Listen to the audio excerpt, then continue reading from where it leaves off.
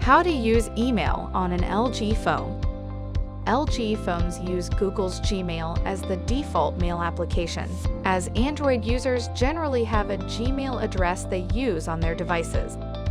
When you set your phone up after purchasing it, you will be asked to enter a Google account, which will automatically set up the Gmail app for you.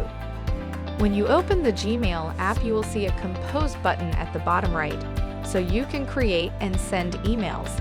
Any emails in your inbox will be on the main page for viewing.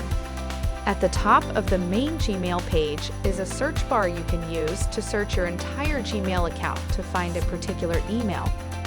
To access your additional folders, including Sent, Outbox, Trash, Spam, and others, simply tap on the three-line button at the top left of the search bar.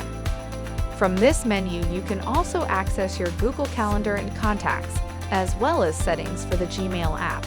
Within the settings are General Settings, which allows you to pick the theme, Notification Settings, Swipe Actions if you want to enable Conversation View, settings specific to the Gmail account you have on the phone, and the option to add other accounts.